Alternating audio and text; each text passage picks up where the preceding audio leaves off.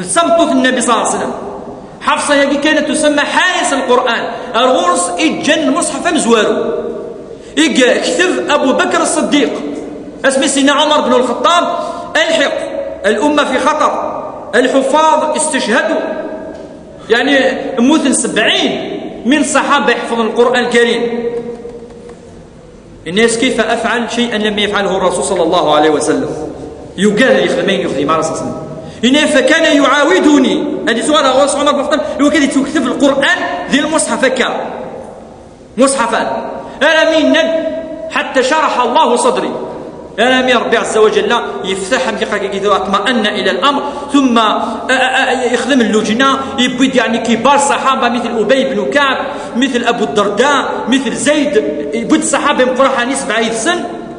إن يسنتوا لقى نكتب القرآن الكريم في مصحفين. فكتب المصحف الأول الذي سمي بالمصحف البكري نسبة إلى أبي بكر الصديق، وورث المصحف إلى حفصة المتعلمة المعلمة. أروسك كان مصحف مزور وياك.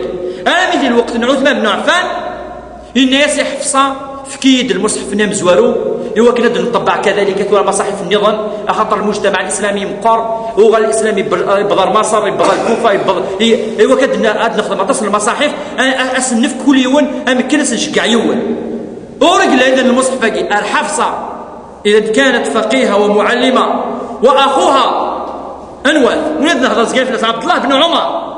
عبد الله بن عمر ذي مس من حفصة لأن حفصة بنت عمر بن الخطاب، وعبد الله بن عمر هو الثاني في رواية الحديث.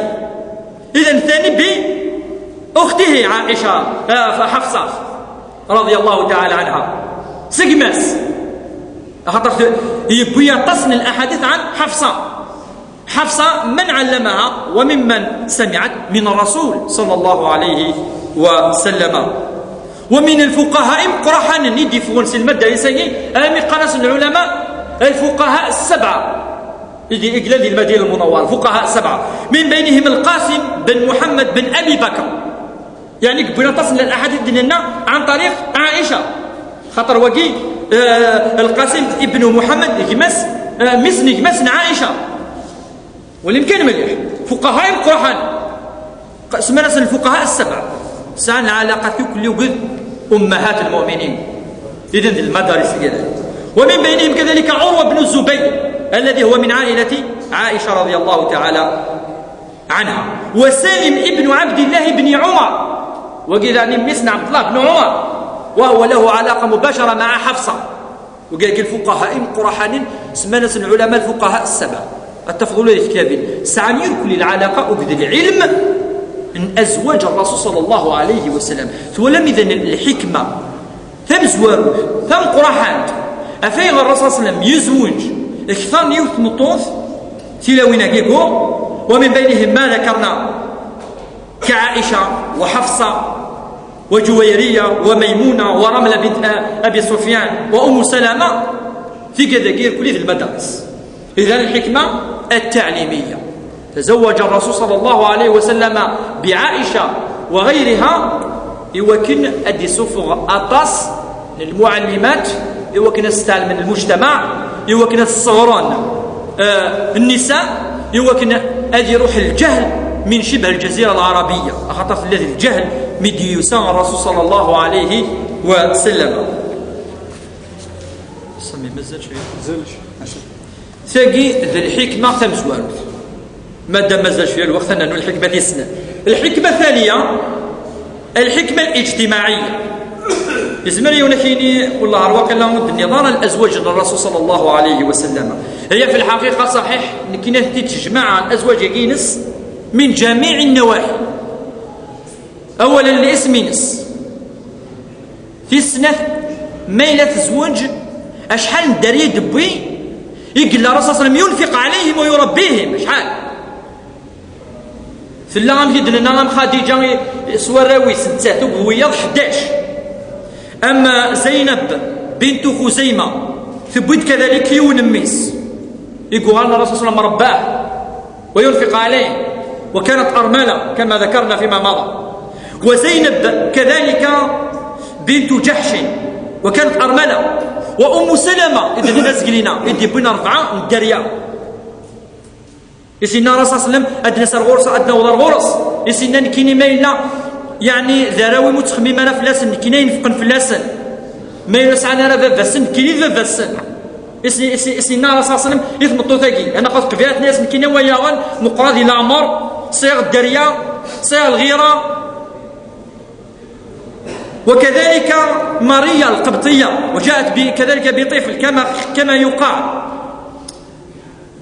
إذن أزواج الرسول صلى الله عليه وسلم خديجة رضي الله عنها، سودة بنت زمعة إذن النيوغي صلى الله عليه وسلم وكان عمرها 70 سنة، عائشة رضي الله تعالى عنها بنت الصديق أبي بكر الصديق الوحيدة التي تزوجها الرسول صلى الله عليه وسلم وهي بكر التي ذكرنا الحكمة فيها، حفصة بنت عمر رضي الله تعالى عنها سيأتي الكلام عليها في الدرس المقبل إن شاء الله، لما توفي زوجها وعارضها عمر بن الخطاب بعرضية أبو بكر فسكت، يعني فاسينين كين يعني صغار عن النية من الزواج، فعرضها عثمان بن عفان ثلاث مثيل اسم النبي صلى الله عليه وسلم فسكت والزوجة وبارا.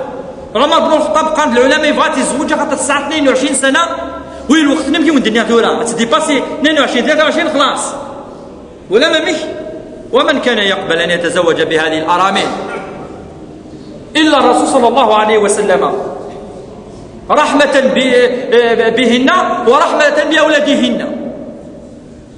وتزوج الرسول صلى الله عليه وسلم زينب بنت جحش الدنوالاوس وزينب بنت خزيمة وأم سلمة وأم حبيبة وهي رملة بنت أبي سفيان وميمونة الدنوال كذلك الورس وجويرية نهضت شوية في اللاس وصفية بنت حيي بن أخطب التي كانت ذي لس نقارو نيونيك تفن اليهود.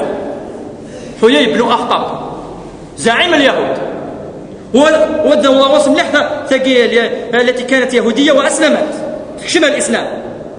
اسمي السنايفة بس يحملت مليح انت الشف لا تريبين على كيك تريبي اللي جويفة اسمي السنة ولا يوترقث ثني الناس شو ترقث الناس كأن القمر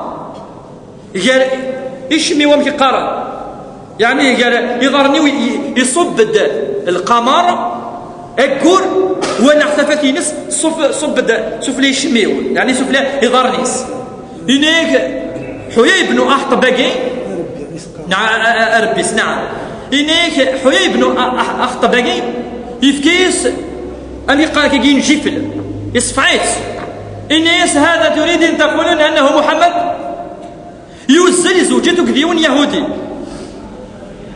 ودنتدي جمعا يركل قريش وكذي وداين في غزوة الأحزاب 14,000 والرسول كان ب1000 هو كذا نظام الرسول صلى الله عليه وسلم وكانت الخيبة خسرا دي المعركة غزوة الأحزاب فقتل اليهودية وقتل زوجها زوجينيس فأسرت هو الأسيرة ولكن الرسول صلى الله عليه وسلم تسدى غرس ناس في الحريين كذا. المهم أدنو على وصف بالتفصيل كيف تزوج بها الرسول صلى الله عليه وسلم ولا 3 ساعة يعني تتزوج وقفل. إذا نريد أن نقول أن الرسول صلى الله عليه وسلم الزواج كل زواج له حكمة كل زواج له حكمة معينة. وماريا القبطية وهي آخر أزواج الرسول صلى الله عليه وسلم يديوسنسي مصر أهداها الملك بلاد الوقت في مصر إفكي السيد ثم بعد ذلك كانت جارية كما يقال فأسلمت ودخلت في الإسلام وتزوجها الرسول صلى الله عليه وسلم وكانت مسيحية. لكن كذلك أم يقارن الحكمة النظام يمكن أن يوري الرسول صلى الله عليه وسلم أن الدين الإسلامي يتعامل مع الأديان الأخرى لا توجور أم يقول أن إسباس دو ديالوج أن إسباس يمكن عالمي الدين الإسلامي فاش يجمع ديوث من اليهود ثيض من المسيحيين وكشمت على كل حال إلى الإسلام. ولكن ثقي اليهودية يجي أتغرض الحياة نس اسمك زوج يقول صلى الله عليه وسلم الناس ضحات زورا إمولانينو الذي وداين وكشمنا الإسلام هنا يصرح تتزورا صلة الرحم